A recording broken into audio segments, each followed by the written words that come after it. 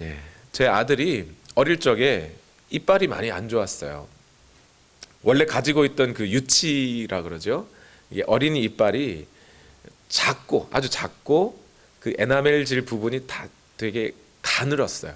얕아서 쉽게 뭐 요구르트 하나만 먹어도 이렇게 좀 어쩌다 양치하는 걸 소홀히 하면 금세 썩어버리는 거죠.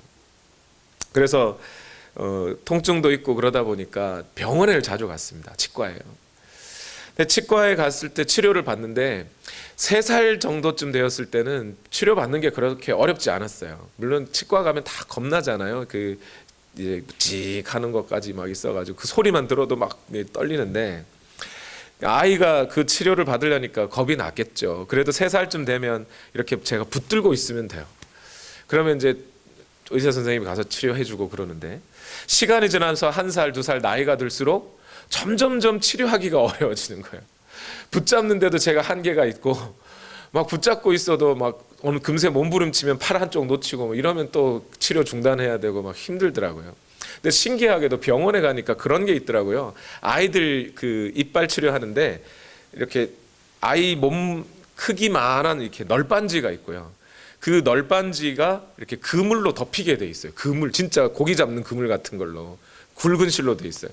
그 아이를 거기에 딱 눕혀가지고 그물로 딱 눕혀서 끼워버리면 목만 이렇게 딱 나와가지고 팔도 못 빼고 있는 그런 장치가 있더라고요.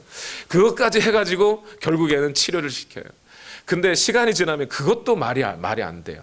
왜 안 통하냐면, 치료를 하려면 기계가 쫙 가면 뭐만 하면 치료가 안 돼요? 고개만 흔들면 치료가 안 되거든요. 그러니까 선생님이 고개 들면 흔들고 기계만 딱 소리 나면 고개 막 흔들고, 그래서 정말 치료하기 어렵습니다.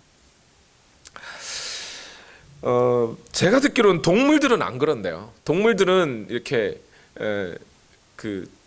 막 치료를, 이렇게 어떤 막 상처 입은 동물들이 치료를 해주려 그러면 그렇잖아요. 이렇게 손만 대도 막 벌벌 떨고 이런데 옆에서 이 의사 선생님이 치료 잘 받는 그 동물을 옆에서 개 같은 경우에 개를 딱 보여준대요. 그러면 옆에서 그걸 가만히 보고 있다가 치료는 저렇게 받는 거구나 하고 가만히 치료를 받는답니다. 근데 사람은 안 그래요. 저희 아이들은 끝까지 그냥 이 의사 선생님 좋은 선생님이라고 아무리 설득하고 해줘도 하나도 안 아플 거라고, 물론 거짓말이죠. 그렇지만 그렇게 설득해도 말을 안 들어요. 치료가 안 돼요. 제가 오늘 우리 로마서 3장 1절에서 8절 말씀을 우리 지난주를 지나면서 묵상하면서 불쑥 어렸을 적에 치료받기 싫어서, 치과 치료받기 싫어서 그렇게 고개 뒤집고 막 손 발버둥을 치던 제 아들이 생각이 나요. 왜 그러냐면 오늘 본문에 유대인들이 딱 그래요. 유대인들이 로마서 1장에서 2장까지, 특히 로마서 2장 전체가 유대인의 죄에 대해서 통렬하게 비판을 했어요. 바울이 아주 직언을 그냥 누가 들어도 이건 유대인에 대해서 하는 얘기다 할 만큼 그냥 통렬하게 비판을 했어요. 유대인 당신들이 율법을 갖고 있다고 해서 하나님의 진노 앞에 면할 수 있는 게 아니다. 하나님의 심판을 면할 수 있는 게 아니다. 당신들이 할례를 받았다고 해서 그건 할례는 어디까지나 증표일 뿐이지 그것이 당신을 의롭게 만들어주는 것은 아니다. 그러니 너희들이 율법을 받고 할례를 받았다고 해서 하나님 앞에 구원을 당연히 받을 것으로 무사 통과할 것이라고 안심하지 마라. 막 그렇게 통렬하게 비판을 해줬어요. 그렇게 비판을 해줬으면 이제쯤 유대인들이 그 말씀을 듣고 내가 우리가 잘못이구나 그렇게 해줄 줄 알았단 말이에요. 바울이 왜 그렇게 통렬하게 유대인들을 비판하고 그렇게 막 해요? 그 유대인들한테 막 면박 주고 그냥 자존심 상하게 해가지고 기분 나쁘라고 지금 바울이 그러는 거예요? 그런 게 아니라 그들이 회개하고 하나님 앞에 나와서 이 회복을 맛보라고 지금 자기 자신들의, 유대인들의 현실을 자각시켜주고 있는 거였단 말이에요. 그 바울이 얼마나 그 마음이, 유대인들을 살리고 싶은 그 마음이, 치료해주고 싶은 마음이 얼마나 강했는지 로마서 9장에 가면 이 유대인들을 향한 바울의 마음을 이렇게 표현하고 있는 구절이 있어요. 나는 육신으로 내 동족인 내 결애를 위하는 일이면 내가 저주를 받아서 그리스도에게서 끊어질지라도 달게 받겠습니다. 이래요. 내가 지옥 가도 괜찮습니다. 내가 지옥 가고 우리 동족이 하나님 앞에 구원받을 수 있는 그런 길이라도 있다면 나 그렇게 당해도 괜찮습니다. 이 정말 솔직한 말이거든요. 하나님 앞에 거짓 없이 하는 말이거든요, 바울이. 그래서 유대인들의 그 교만과 자존심을 깨부수는 것은 결국 유대인들이 회개하고 하나님 앞에 나와서 회복되고 치유받으라고 하는 이야기인데, 어쩌면 가장 치유하기 어려운 게 사람인지 모르겠어요. 이 유대인들이 바울의 그 말을 듣고 내가 잘못했습니다, 내가 죄인입니다 하고 나오면 좋은데 그렇게 하지는 않고 오히려 더 핑계를 대고 다른 데다가 책임 전가를 하고 막 그런단 말이죠.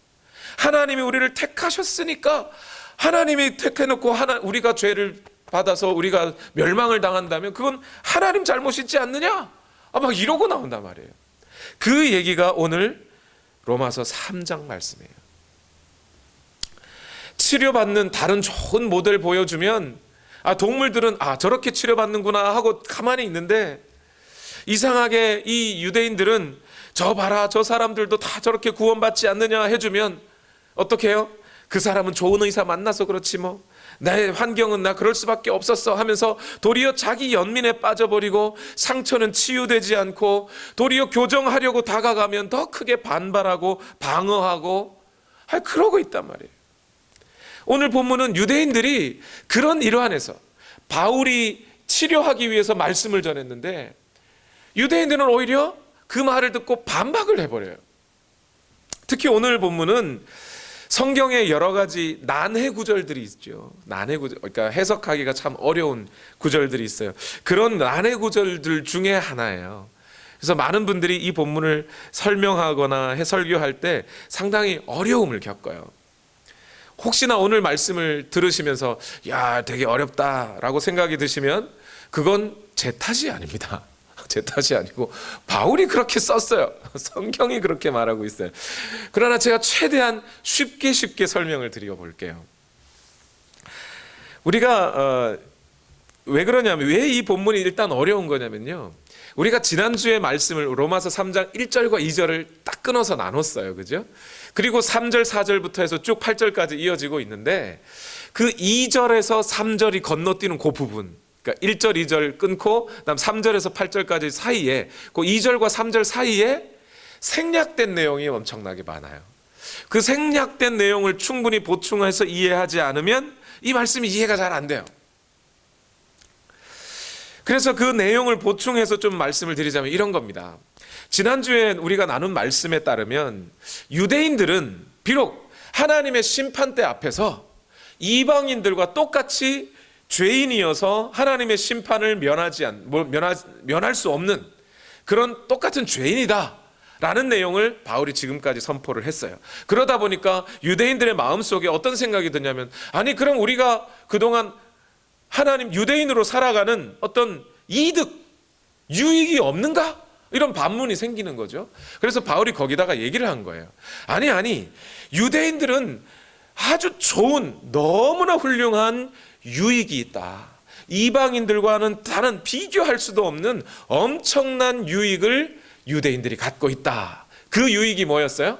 하나님의 말씀을 가졌다는 것. 그 하나님의 말씀을 가졌다고 하는 그 유익이 엄청난 거다라는 얘기를 지난 시간에 했어요.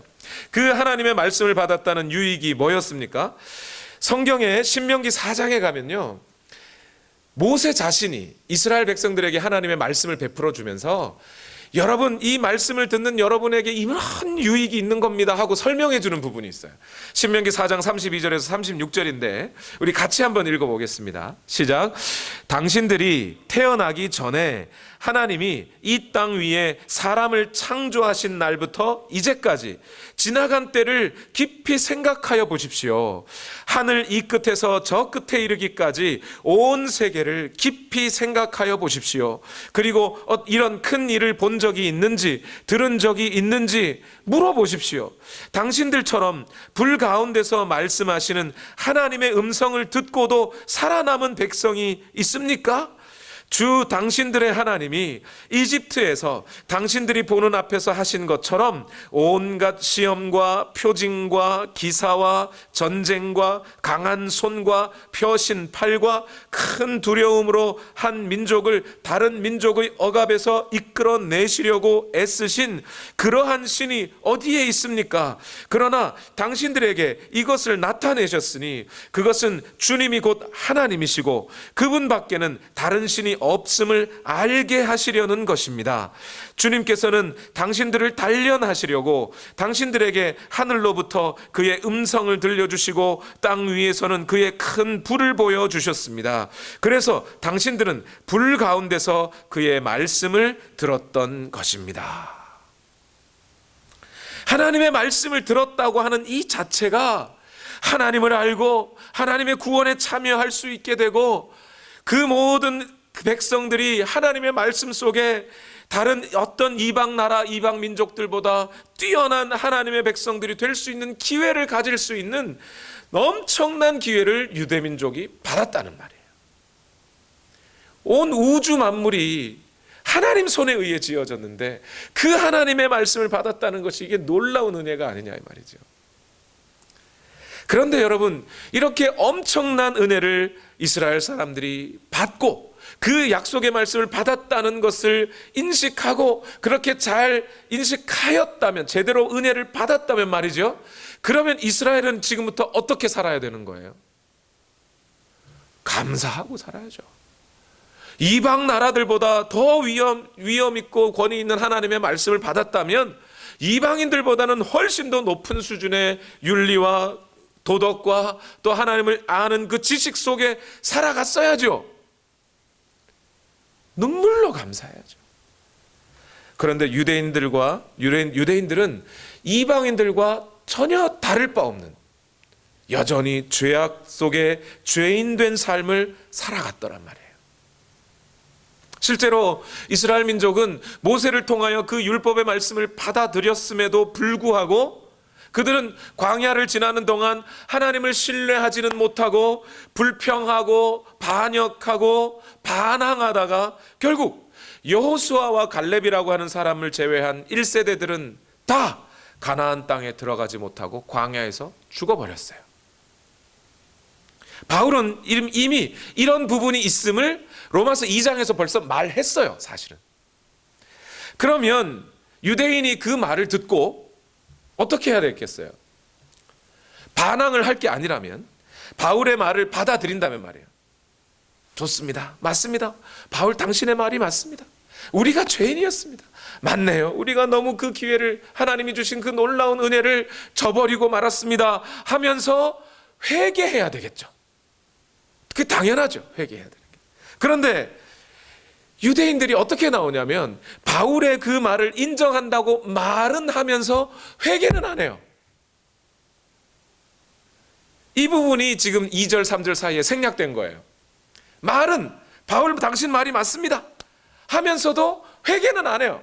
미스터 바울 당신 말이 맞아요 이래요. 맞긴 맞는데, 그런데 하면서 도리어 논쟁거리를 들고 나와버리는 거예요. 뭐라고요? 이스라엘이 만약에 하나님의 말씀을 따르지 않고 오히려 하나님의 말씀을 거역하고 배반해서 하나님의 진노 아래에 있다면, 그래서 하나님의 심판을 면할 수 없는 자들이라면 그럼 하나님이 실패하신 거죠?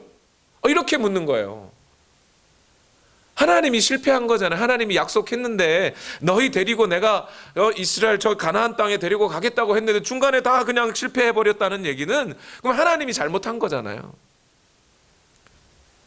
그들을 자기 백성으로 삼고 하나님이 그들의 하나님이 되겠다고 하신 약속은 그러면 폐기된 거죠? 이렇게 토론하면서 나와버리는 거예요. 뿐만 아니라 거기다가 여기서 더 나아가 버려요. 인간이 죄를 지어서 도리어 하나님이 의로워지시는 계기가 되었다면 그럼 인간은 죄를 더 지어도 되겠네요? 이렇게 나오는 거예요.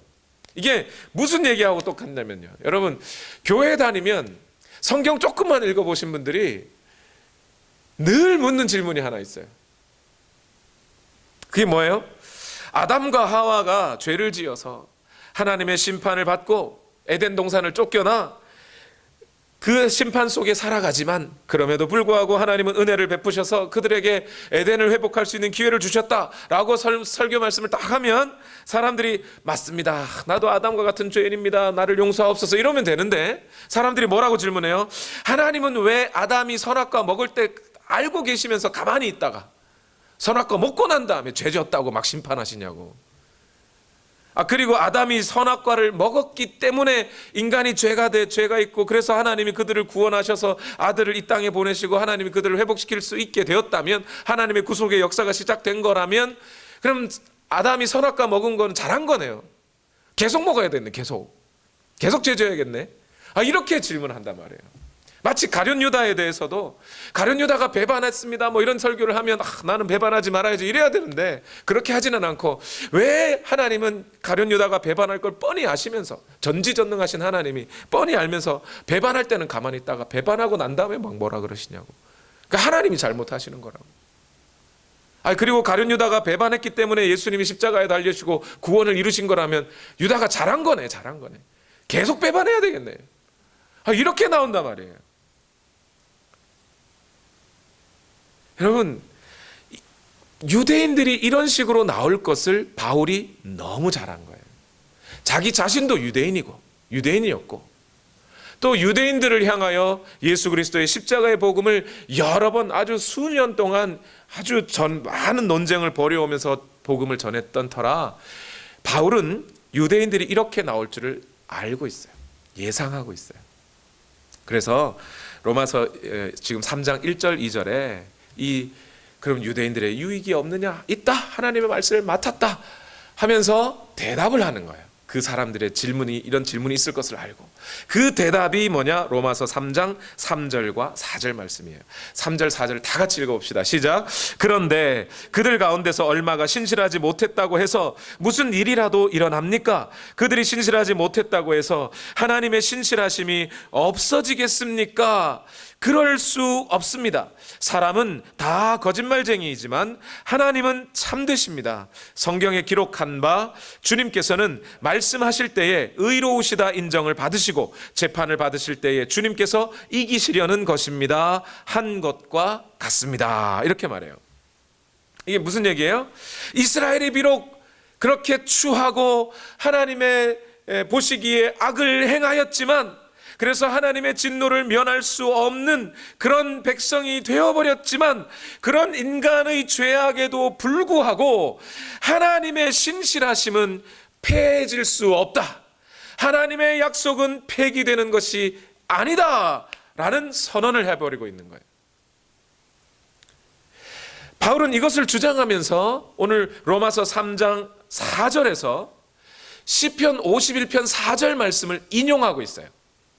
시편 51편 4절의 말씀을 지금 집어넣어서 그렇지 않다는 사실을 보여주고 있는 거예요. 인간이 죄가 있다 그래서 하나님의 신실하심이 폐기되는 게 아니라는 걸 보여주고 있어요. 그런데 이 시편 51편을 인용하는 방식이, 바울이 시편 51편을 그대로 직접 따옴표를 한 게 아니고 약간 비틀어서 이렇게 따오다 보니까 거기에 대한 의미가 또 헷갈리기 시작한 거예요. 그래서 사람들이 이 부분을 해석하기가 매우 어려워지는 거예요. 근데 시편 51편 4절 말씀을 가만히 들여다보면 이 말씀이 무슨 뜻인지 알게 돼요. 여러분, 시편 51편이 무슨 시편인지 아세요, 여러분? 시편 51편 제목에 뭐라고 쓰여져 있냐면, 다윗이 밧세바와 정을 통한 뒤에 예언자 나단이 그를 찾아왔을 때에 뉘우치고 쓴 시, 이렇게 쓰여져 있어요. 이 다윗이 왕궁에 있는데 해가 넘어갈 무렵 저 멀리 보니까 아름다운 여인이 목욕을 하고 있는 거죠. 봤더니 밧세바예요. 사람들을 시켜서 누군지 알아보고 결국 그를 간통해버려요. 유부녀임을 알매도. 그런데 어떻게 됐어요? 임신을 해버렸네. 자기 죄가 들킬 것 같잖아요. 들통날 것 같잖아요. 그래서 어떻게 해요? 임신한 사실을 숨기기 위해서 우리야, 남편, 밧세바의 남편 우리야를 전쟁터에 보내서 죽여버리는 거예요. 간통죄와 살인죄를 한꺼번에 다 지어버렸어요. 그때 그럼에도 불구하고 자기는 잘못이 없는 척하면서 왕 노릇을 계속하고 있는 거죠. 그때 하나님이 나단이라는 선지자를 보내서 뭐라 그래요? 이놈 하면서 하나님의 말씀을 선포하고 야단을 쳐버렸어요. 그때 다윗이 그 말씀을 듣고 하나님 앞에 뭐 하기 시작해요? 회개라는 걸 하기 시작해요. 그 회개를 하면서 하신 고백이 시편 51편 고백이에요. 그 시편 51편 4절에 뭐라고 얘기하냐면, 다 같이 읽어봅시다. 시작. 주님께만, 오직 주님께만 나는 죄를 지었습니다. 주님의 눈앞에서 내가 악한 짓을 저질렀으니 주님의 판결은 옳으시며 주님의 심판은 정당하십니다. 여러분, 지금 그 판결이 옳으시고 그 심판이 정당합니다 라고 하는 이 말 속에, 이 다윗의 고백 속에 정당합니다, 당신이 의롭습니다, 의롭습니다, 맞습니다 라고 하는 이 의롭다고 하는 대상이 누구예요? 다윗이 의롭다는 거예요? 아니면 하나님이 의롭다는 거예요? 하나님이 의롭다는 거예요. 그죠? 하나님의 심판이 의롭다는 거예요. 이 하나님의 심판이 옳습니다, 그래서 하나님은 신실하십니다, 이렇게 말하고 있는 건데, 이 말이 잘 이해를 하셔야 돼요. 여러분, 지금 다윗이 회개하면서 하나님 앞에 용서를 받았습니까? 정죄를 받았습니까? 다윗이 용서받으면 돼요, 안 돼요? 여러분 한번 생각해 보세요. 회사 사장님인데 자기 부하 직원의 아내가 예쁘다고 가서 간통을 저질러 버렸어요. 임신을 했어요. 그거 숨기자고 그 부하 직원을 죽여버렸어요. 오늘날로 말하면. 이런 사람은 어떻게 해야 돼요? 이거 사형감이죠. 오늘날도 사형감이죠. 그런데 그 죄를 지었음에도 불구하고 계속 사장짓을 하고 있어요. 착한 놈이에요, 나쁜 놈이에요? 그냥 나쁜 놈이 아니라 극악무도한 놈이죠. 다윗이 그랬단 말이에요, 다윗이. 그런데 그 사람이 고소를 받았어요. 그래서 재판장에 갔어요. 재판관이 그 사장놈을 보면서 너 죄 있어 하고 사형 언도 내려야 되겠습니까? 아니면 용서해 줘야 되겠습니까? 사형 시켜줘야, 그죠? 그래야 이 땅에 정의가 살아나는 거 아니에요, 그죠? 그 사장 때문에 죽은 부하 직원의 간통을 저질러서 마음의 상처를 깊이 받은 그 여인의, 이거 심각한 문제 아닙니까? 그런데 그러한 사람이 사형 언도를 받아야 이 땅에 정의가 살아나는 거라고 우리는 생각하고 산단 말입니다. 그런데 이상하게도 하나님은 다윗을 용서해 줘 버렸어요. 그냥 의롭다고 해줘 버렸어요. 다윗이 나와서 하나님 앞에 회개하니까 그래 괜찮아 해줘 버렸단 말이에요. 이러면 안 되잖아요. 이러면 정의가 땅에 떨어지잖아요. 욕을 하나님이 먹어야 되잖아요, 그러면. 그런데 그 모든 예상과 선입견을 뒤엎고 하나님이 다윗을 용서하시고 의롭다고 인정해 주셔요. 그 다윗의 철저한 실패, 그 누구보다 악독한 짓을 저질러버린 그 다윗, 왕이면서도 그 짓을 해버린 그 다윗에게 하나님이 그 회개를 받으시고 품고 안아주신단 말이에요. 하나님이 왜 그렇게 하시는 거죠, 도대체? 거긴 이유가 있어요. 하나님이 다윗과 하신 약속이 있기 때문에 그래요. 사무엘하 7장 8절과 9절에 하나님께서 다윗에게 이렇게 약속하셨어요. 그러므로 이제 너는 나의 종 다윗에게 전하여라.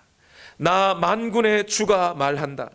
양떼를 따라다니던 너를 목장에서 데려다가 내 백성 이스라엘의 통치자로 삼은 것은 바로 나다.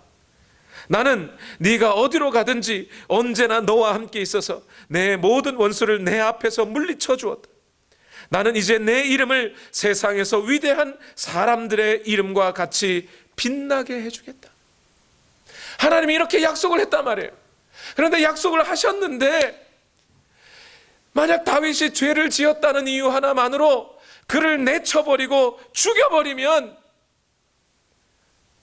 그건 하나님이 신실하지 않는 게 됩니까? 하나님께서 비록 그 모든 다른 사람들의 수모를 겪고 반항을 겪고 손가락질을 받는다 할지라도 하나님이 다윗을 품어버리는 거예요. 여러분, 이것을 보면서 바울이 유대인들에게 얘기하는 거예요. 비록 이스라엘 백성들이 다 죄를 짓고 멸망을 당했어요. 이스라엘 백성들이 광야에서 다 죽어버렸어요. 그건 자기 죄 때문에 죽은 게 맞아요. 그럼에도 불구하고 하나님은 그 약속을 지키고 신실하게 약속을 지금도 지켜가고 계시다는 거예요. 이스라엘이 잠시 실패하였기로서니 그것이 하나님의 약속을 폐기하게 되는 것이 결코 아니라는 거예요. 하나님의 약속은 애시당초 인간들의 어떤 충성과 인간들의 진실함과 인간의 온전함에 의해서 유지되는 약속이 애시당초 아니에요. 하나님께서 하나님의 백성을 택하시고 용서하시고 의롭다고 하시는 그 구속의 약속은 하나님과 인간이 쌍방 당사자로 맺은 쌍방 약속이 아니에요. 하나님 일방으로, 하나님께서 일방적으로 맺으신 하나님의 계약이에요. 하나님의 약속이에요. 하나님께서 아브라함에게 너의 자손을 하늘의 별처럼 바다의 모래처럼 만들겠다고 하시면서 하나님이 약속하셨어요. 그러면서 어떤 퍼포먼스를 펼치셨어요? 아브라함을 잠재워 버리십니다. 그리고 아브라함이 갖고 온 동물들을 반으로 쪼개버리시고 하나님이 그 동물들 사이로 지나가 버렸어요. 왜 그렇게 하신 거죠? 물론 아브라함이 하나님을 보면 죽을 수 있으니까, 의로우신 하나님 앞에 죽을 수 있으니까 잠재워 버렸을 수 있지만 이게 무슨 뜻이에요? 고대 근동 지역에서 제사를 지낼 때 서로 약속을 합니다. 나 이렇게 하고 너 이렇게 하고 꼭 이렇게 나중에 이렇게 하자. 약속을 할 때 짐승을 잡아요. 그 짐승을 반으로 쪼개요. 그리고 서로 그 짐승 사이 반으로 쪼개는 시체 사이를 왔다 갔다 해요. 그 의미가 뭐냐면 내가 만약 이 약속을 지키지 않으면 내가 이 동물들처럼 반으로 쪼개져도 괜찮다. 그게 약속하는 거예요. 동물 약속, 제사예요. 하나님이 아브라함 잠재워 버리고 일방적으로 약속을 맺으시는 거예요. 네가 자고 있든 깨고 있든 상관없다. 네가 죄인이든 의인이든 상관없다. 네가 의인이었을 때도 상관없고 죄인이었을 때도 상관없다. 내가 너를 구원하고 너의 자손들을 통하여 이 땅에 하나님의 나라를 세워가겠다고 하는 이 약속은 내가 맺는 것이다. 내가 만약 이 약속을 어기면 내가 이 짐승처럼 죽어도 괜찮아. 그게 하나님의 약속이었단 말이에요. 애시당초 약속이. 그래서 하나님은 그 약속을 신실하게 지키시기 위해 다윗이 어떠한 죄를 지었더라도 그가 하나님 앞에 회개를 하고 나아올 때 하나님은 그 신실하심을 보여주셔서 용서하시고 덮으시고 품어버리시더란 말이에요. 그래서 하나님의 약속은 변함이 없는 거예요. 그 약속은 단순히 다윗 개인에게만 맺으신 것이 아니라 애시당초 하나님이 인류를 대하여 하나님의 그 택하신 모든 백성에 대하여 하나님이 약속하신 거였어요. 그리고 하나님은 그 약속을 신실하게 끝까지 지켜내시겠다고 하는 그 증거로 오늘 이 땅에 예수 그리스도를 십자가에 달려 죽게 하셨단 말입니다. 그래서 로마서 5장 8절 말씀에 우리가 아직 죄인이었을 때에 그리스도께서 우리를 위하여 죽으셨습니다. 이리하여 하나님께서는 우리들에 대한 자기의 사랑을 실증하셨습니다. 인간이 보기엔 이해할 수도 없는, 말도 되지 않는 그 사랑을 보여주셔 버렸어요. 나 같은 죄인 때문에 그 죄인 나 죽어야 마땅한데 하나님의 그 모든 비난과 반항을 감수하고서라도 자기 아들을 줘버리시는 거예요. 여러분, 그러므로 오늘 이 시간 바울이 우리에게 하고자 하는 말이 뭐예요? 하고 싶은 얘기가 도대체 뭡니까? 하나님은 하나님 자신의 신실하심, 하나님 자신의 약속을 지키시는 그 하나님의 의로우심 가지고 일을 하시는 것이지 애시당초 우리 인간의 잘남과 못남 가지고 하는 게 아니었단 말이에요. 좀 더 쉬운 말씀으로 말씀드릴까요? 여러분, 이 세상을 살아가다 보면 우리 자신, 나 자신에게 실망하고 고통스럽고 내 속에 더 많은 죄들이 드러나 보이고, 그래서 나는 진짜 죽일 놈이구나, 말도 안 되는 놈이구나 하는 그런 생각들이 우리 자신을 휩싸일 때가 있단 말이죠. 그러할 때라도 포기하거나 좌절하거나 절망하지 말라는 거예요. 애시당초 우리가 죄인일 걸 하나님은 아시고 약속하셨어요. 회개하고 하나님 앞에 나오는 자에게, 하나님의 그 의를 붙들고 나오는 자들에게, 염치불구하고 하나님 앞에 나오는 자들에게 하나님 구원을 약속하셨단 말이에요. 그리고 그 죄악의 문제에 대해서 부모 핑계, 환경 핑계, 내가 공부 못했다는 핑계, 이런 거 대지 말라는 거예요. 유대인들이 하나님 앞에 그렇게 반역했음에도 불구하고 하나님의 언약은 신실하게 이루어지듯이, 그 결과로 하나님의 말씀대로 살지 못한 인간의 실패가 결국 하나님의 실패로 끝나지 않고 도리어 하나님의 의로우심과 신실하심을 드러내시는 재료로 사용되었듯이, 고집 부리지 말고 변명하지 말고 핑계대지 말고 다윗처럼 회개하고 하나님 앞에 나아가면 하나님은 신실하고 미쁘시고 의로우사 우리를 여전히 우리를 용서하시고 붙드시고 회복시키시더란 말이에요. 우리를 치유해 버리시더라는 거예요. 죄인을 의인으로 만들어 버리신다는 거예요. 이게 하나님의 신실하심이에요. 이 말씀을 제가 쭉 읽고 묵상하다가 제 마음에 젊은 시절에 읽었던 한 책이 생각이 났어요. 박영선 목사님이라고 하는 분이 지으신 하나님의 열심이라는 책이 있었어요. 이 책의 내용이 뭐냐면, 사람들이 다 모세나 다윗이나 아브라함을 막 존경한다. 대단하다, 그 사람들 어떻게 그렇게 했을까 하면서 그 사람들을 존경해요. 그런데 성경을 가만히 뜯어서 읽어보면 사실 그 사람들이 대단해서 뭐 세워진 게 하나도 아니에요. 그 사람 자기 그 개인의 능력이나 힘으로 하나님의 일을 한 게 아무것도 없어요. 오히려 그 사람들을 아주 어려서부터 하나님의 그 모든 과정을 거쳐서 여기 보내고 저기 보내고 하시면서 하나님의 사람으로 만들어 가신 하나님의 열심이 그 사람들을 그렇게 만들어 버렸다는 거예요. 그래서 그 모든 찬송과 영광은 하나님이 받으셔야 되더라. 그게 하나님의 열심이라는 책의 내용이었어요. 제가 그 책을 언제 읽었냐면, 제가 자주 설교 시간에 말씀드렸듯이 여러분 경상북도 봉화군 거기 태어났어요. 시골에서 아무것도 모르고, 그러다가 신학교, 대전에 있는 신학교 간다고 신학교를 거기 갔어요. 근데 교회는 서울로 갔거든요. 그러니까 아르바이트를 할 환경도 되지 않고, 돈은 없고, 뭐 저희 부모님도 그러지 않아도 돈이 없으셨는데 돈은 없고, 뭐 갈 데는 없고, 먹을 건 없고, 그렇게 대전 가서 기숙사에서 생활하고, 서울에 가서 그 노량진 대방동 이런 데서 자취방에서 단칸방에 여인숙을 개조해서 만든 그런 자취방에 가서 혼자 이렇게 앉아서 제 인생의 앞날을 생각해 보니 막막해요. 뭐 하고 살아야 될지, 앞으로 어떻게 일을 해야 될지 막막합니다. 제 속을 들여다봐도 저 안에 무슨 능력이 없어요. 뭐 훌륭한 목사님들 보니까 뭐 책도 많이 읽으시고 뭐 기도도 많이 하시고 그러는데, 저는 뭐 기도도 많이 한 적도 없고 책도 뭐 그분들만큼 많이 읽은 것도 없고, 뭐 앞으로 내가 어떻게, 뭐 신학교는 갔는데 대체 뭘 하고 살아야 될지도 모르겠고 답답한 때가 한두 번이 아니었어요. 그때 저희가 같이 교회를 다니고 있던 형이 저에게 책을 한 권 주면서, 야 정우야, 네가 좀 읽어봐라, 나는 읽어봐도 뭔 말인지 모르겠다 하면서 준 책이 하나님의 열심이라는 책이에요. 그 책을 이렇게 읽다 보니,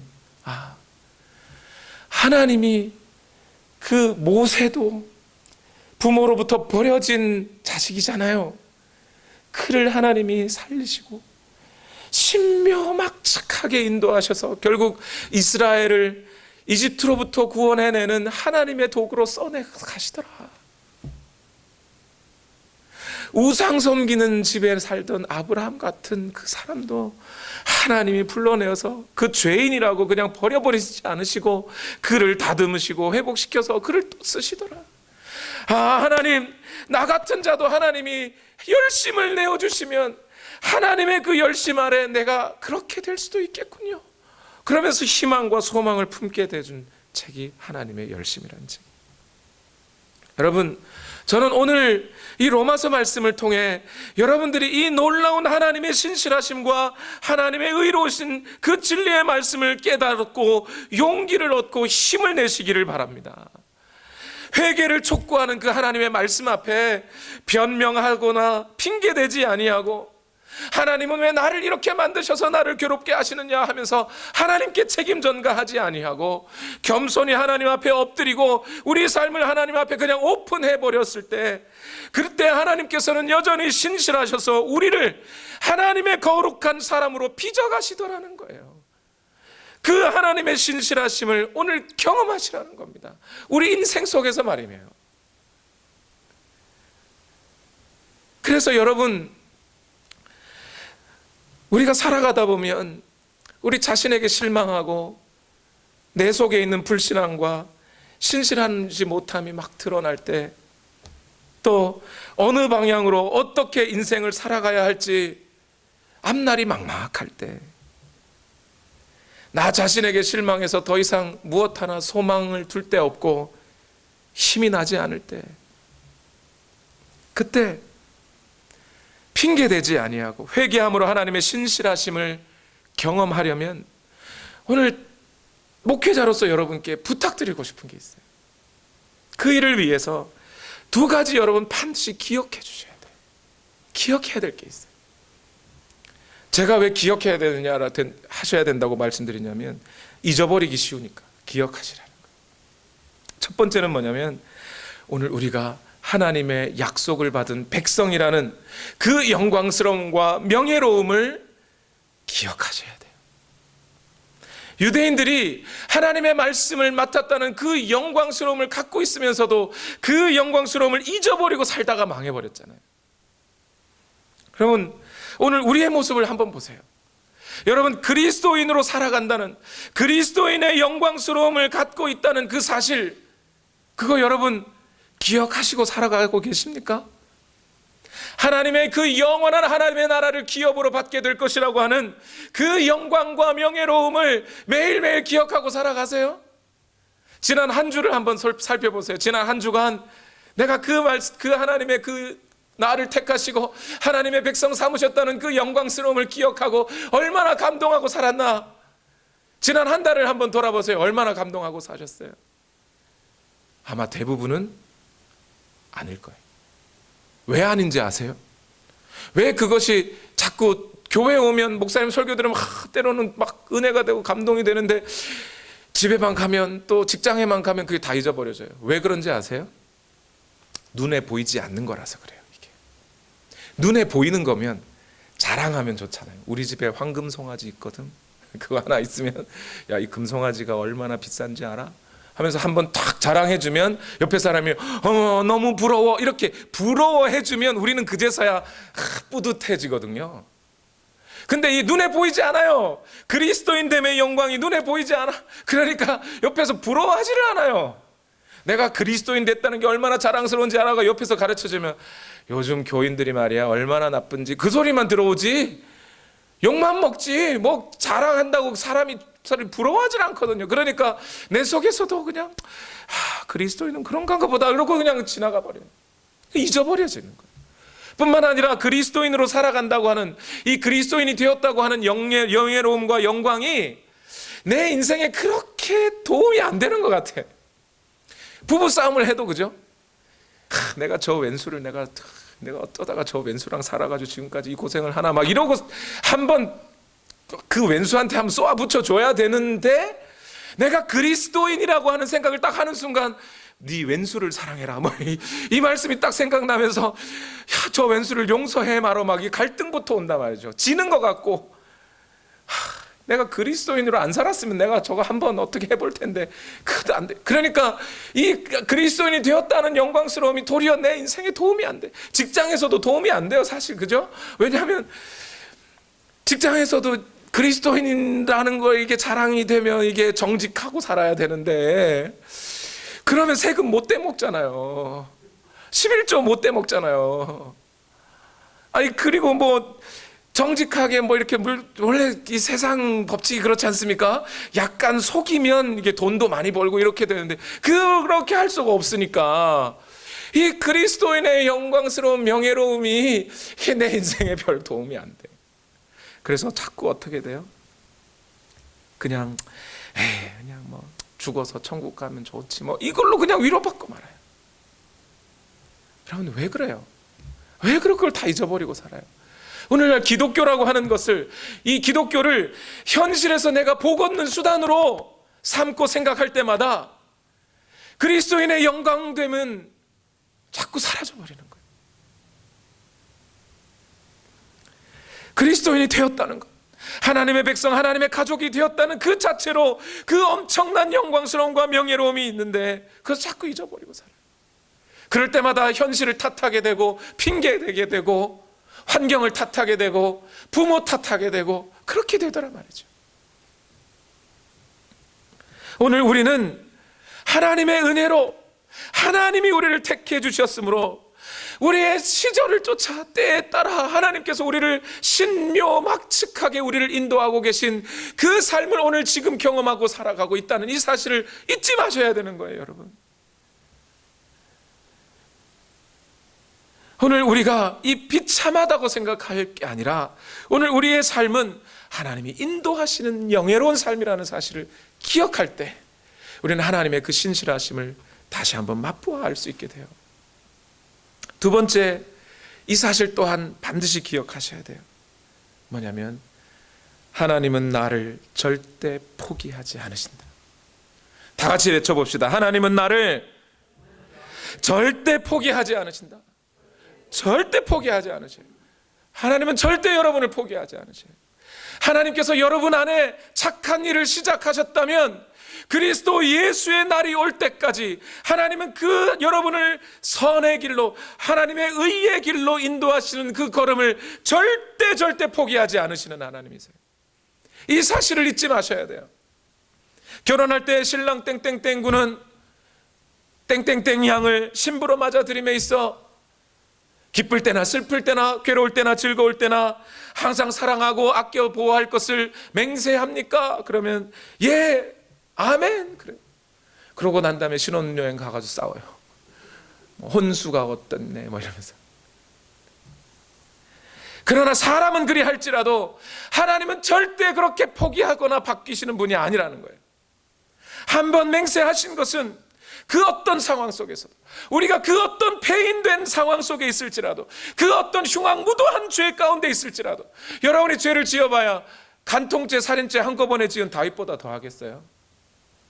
그 어떤 상황에 있을지라도 우리가 하나님 앞에 회개함으로 통회 자복하며 나아갈 때 하나님은 용서하시고 받아들여 주시더라는 거예요. 그리고 하나님의 뜻대로 그렇게 인도해 가시더라는 거예요. 요셉이 자기의 삶으로 증명하고 있는 거 아닌가요? 17살에 형들에 의해서 미디안 상인에게 끌려갔어요. 땅굴 시궁창이죠, 시궁창. 그런데 들어가 있다가 미디안 상인의 손에 의해서 끌려갔어요. 간 곳이 이집트예요. 거기서 남의 집 종살이하고 억울하게 감옥에 갇히고 그렇게 살았어요. 그러다가 나이 30에 이집트의 총리 대신이 됐습니다. 그리고 자기를 팔았던 형들이 쌀 사러 이집트에 왔다가 그 형들을 만나서 그 형들이 자기에게 절하는 상황을 맞이하게 돼요. 여러분, 요셉이 그 모든 험악한 세월을 살면서 그 머릿속에 기억했던 게 뭐예요? 어린 시절 내게 꿈을 주셨던 하나님, 형들의 볕단이 자기에게 절하고 형들의 별이 자기에게 절하는 그 꿈을 주셨단 말이에요. 하나님이 그렇게 해가시겠다는 거예요. 도저히 그 하나님의 뜻이, 하나님의 그 계획과 하나님의 약속이 이루어질 수, 도저히 이루어질 수, 아니 이집트 가서 요셉이 혼자 거기서 죽은들 누가 알겠습니까? 종살이하고 있는 그 사람에게 형들이 찾아와서 어떻게 절을 해요? 말도 안 되는 소리죠. 그런데 여러분, 요셉이 자기 노력으로 거기 간 게 아니에요. 자기 노력으로 총리 대신 된 게 아니에요. 요셉이 지혜가 있어서 똑똑해서 거기 그렇게 된 게 아니란 말입니다. 하나님이 꿈을 보여주시고 하나님이 미래를 보여주셨기 때문에 그냥 그 미래를 말했을 뿐인데, 이집트 사람들은 그 지혜에 놀래버리고 그를 총리 대신으로 삼아버린 거 아니에요? 그리고 이 유대 땅에 가뭄이 들었을 때 형들이 찾아와서 절하게 된 거예요. 하나님이 다 하신 거예요. 요셉이 기억했던 건 딱 하나, 그 어린 시절의 꿈 하나 잊지 않고 기억하고 살았단 말이에요. 그랬더니 하나님께서 그를 그렇게 들어주시더라.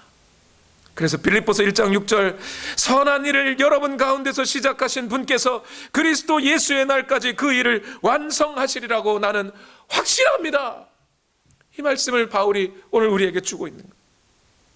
여러분, 이 두 가지를 기억해서 이제 오늘 우리가, 저와 여러분이 하나님 앞에 나와 우리의 부족하고 연약함을 고백하고 죄악을 하나님 앞에 내려놓고 회개할 때, 하나님께서는 우리를 그 내면으로부터 치유하시고 회복시키시고 하나님의 의로운 자로 만들어 가신다는 이 사실을 저와 여러분은 강하게 경험하게 될 거란 말입니다.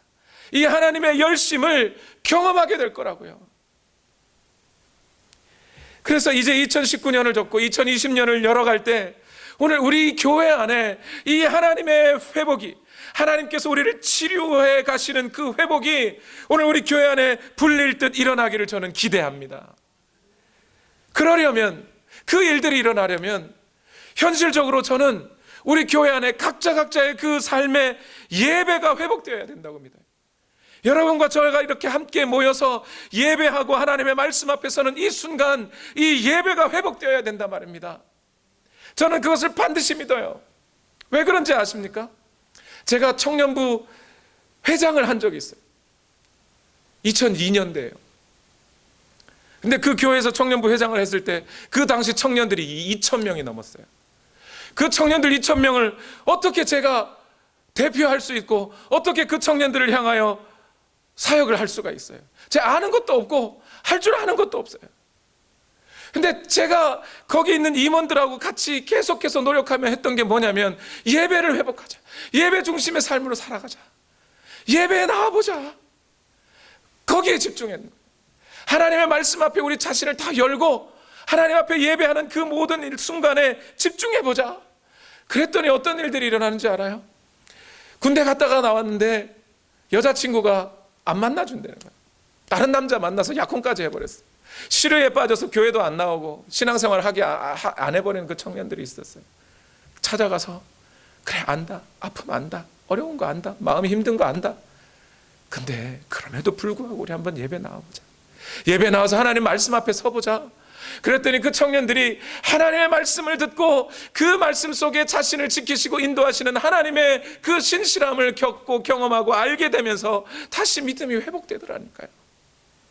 제가 잘 아는, 제가 서울에 간 지 얼마 안 됐을 때, 집도 절도 없어가지고, 절 없으면 안 돼요. 절 가려고 한 게 아니라 살 지낼 곳이 없어가지고 저에게 방을 제공해 줬던 영배 형이라고 있어요. 이 영배 형이 어떤 형이냐면, 한쪽 눈이 안 보여요. 다쳐서 교통사고로 왼쪽 다리를 절어요. 그러다 보니까 취직을 해도 취직이 안 돼요. 인생의 완전한 절망인 거예요. 그 형도 시골 사람인데 서울 올라와가지고 자취방 하나 얻어가지고 예배드리고 살고 있던 사람이에요. 근데 이 형이 어떻게 그 자기의 삶을 유지하고 포기하지 않고 살아갈 수 있었냐면, 예배 나와서 하나님 예배하면서 하나님 말씀 들으면서 살면서 그렇게 회복돼 가는 거예요. 그래서 그 형하고 같이 살았어요, 처음에. 여러분, 저는 이 하나님께서 여러분을 지금도 포기하지 않으시고 여러분을 회복시켜서 하나님의 선한 일꾼으로 성장시키시고 성숙시켜 가신다는 이 사실을 저는 믿어 의심하지 않습니다. 그 일들이 일어나기 위하여, 그 하나님의 신실하심을 경험하기 위해서 오늘 우리의 예배가 회복돼요. 하나님의 말씀 앞에 우리 자신을 열어놓고 하나님이 인도하시는 대로, 하나님이 하라는 대로, 하나님이 순종하라는 대로 그렇게 순종하며 나아갈 수 있는 저와 여러분 되시기를 예수님 이름으로 축원합니다. 우리 시간 다 같이 함께 기도하시라. 우리 다 같이 함께 기도하실 때, 하나님, 우리가 무엇이라고 우리를 이렇게까지 사랑하시고 우리를 인도하십니까? 여전히 죄인 되었을 때, 여전히 원수 되었을 때 우리를 하나님께서 사랑하시고 그 신실하심을 변개치 아니하시고 우리를 인도하시는 그 하나님, 하나님의 사랑과 은혜에 주님 배반하지 아니하고 끝까지 주님을 섬기게 하옵소서. 우리 시간 다 같이 함께 기도하시겠습니다. 살아계신 아버지, 오늘도 우리를 인도하여 주시고 하나님의 말씀 속에 살아가는 우리가 되기를 원합니다. 주여 역사하여 주시고, 우리가 죄인이라도, 우리가 약한 자라도 우리를 들어쓰시는 그 하나님, 우리를 인도하시는 하나님, 변함없으신 하나님, 신실하신 하나님, 그 하나님만을 의지하며 그렇게 나아가기를 원합니다. 주여 오늘도 역사하여 주시고 하나님의 은혜와 말씀으로 오늘 우리를 채우시고 인도하여 주시옵소서. 하나님, 오늘도 역사하여 주시기를 원합니다. 하나님의 말씀 안에 이 삶을 끝까지 살아내갈 수 있도록 오늘도 역사하시고 하나님의 은혜로 채워가는 삶이 되게 하여 주시옵소서. 아버지, 인도하여 주시기를 원합니다. 오늘 우리가 하나님의 그 자녀 되었다는 사실, 하나님의 약속을 받았다는 이 사실, 하나님의 가족이 되었다는 이 사실을, 이 명예로움을, 이 영광을 잊지 않고 살아가게 하여 주시옵소서. 주여 인도하여 주시고 뿐만 아니라 변함없이 포기하지 않으시고 우리를 끝까지 인도하시는 하나님, 그 하나님을 믿고 살아가기 원하오니 주여 역사하여 주시옵소서.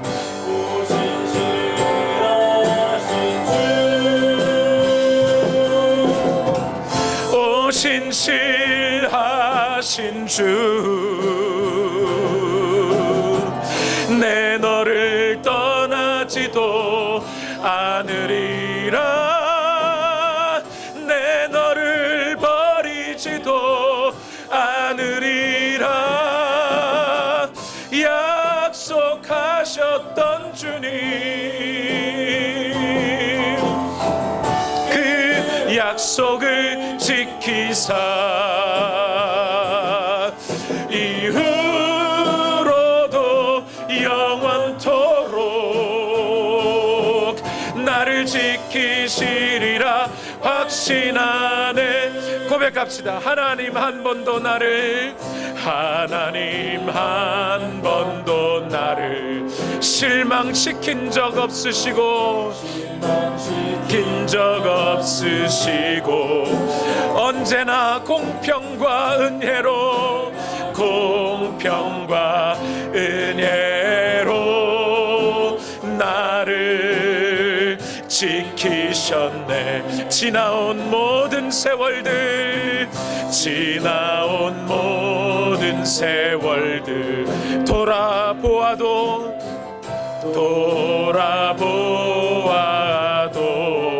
그 어느 것 하나 주의 손길 안 미친 것 전혀 없네. 안 미친 것 전혀 없네. 아멘.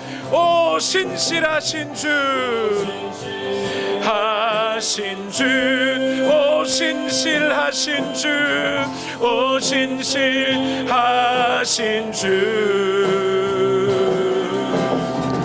내 너를 떠나지도 않으리라, 내 너를 버리지도 않으리라, 약속하셨던 주님, 그 약속을 지키사 이후로도 영원토록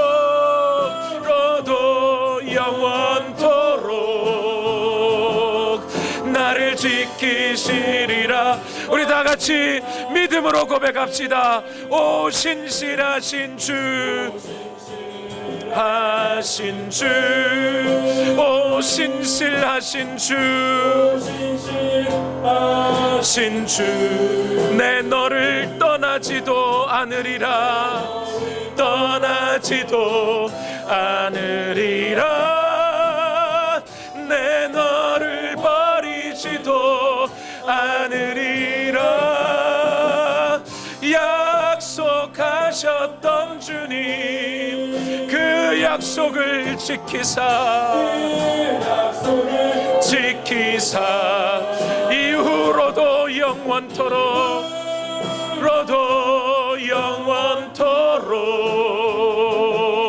나를 지키시리라 확신하네.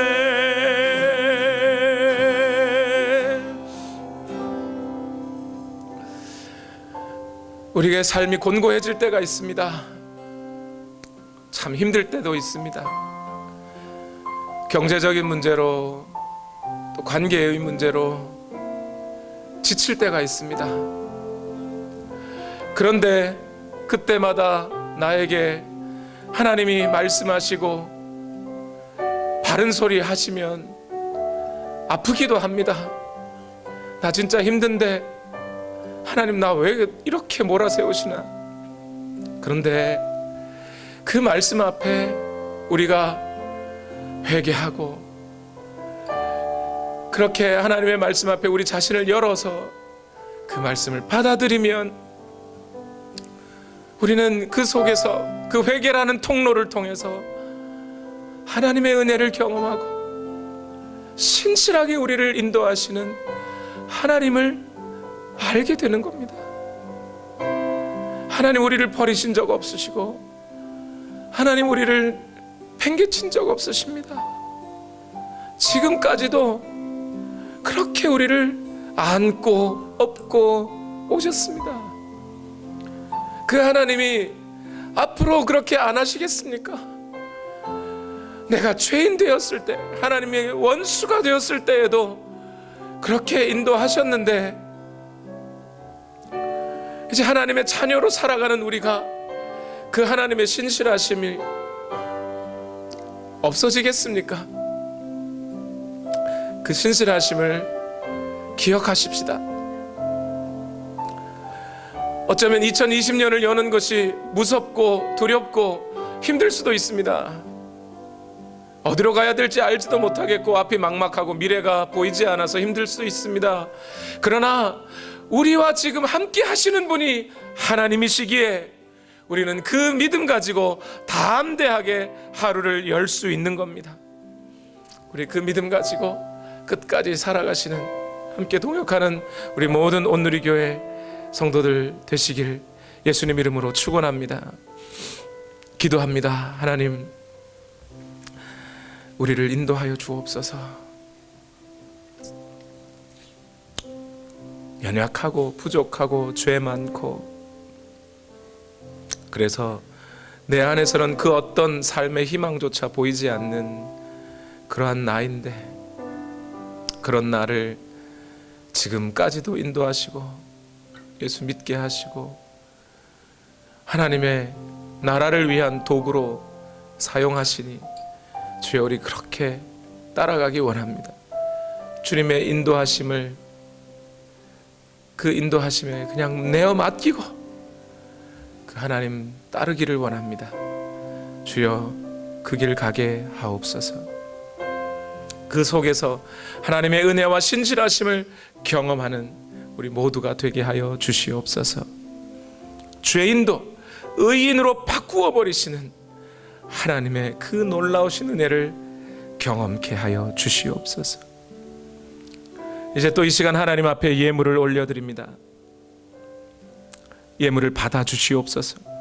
너희는 먼저 그의 나라와 그의 의를 구하라. 그리하면 이 모든 것을 너희에게 더하시리라. 약속하신 그 약속의 말씀을 따라 하나님의 나라와 그 의를 구하며 그 하나님의 통치가 우리 가정과 직장과 학업과 일터 위에 임하기를 간절히 소망하며 예물을 올려드립니다.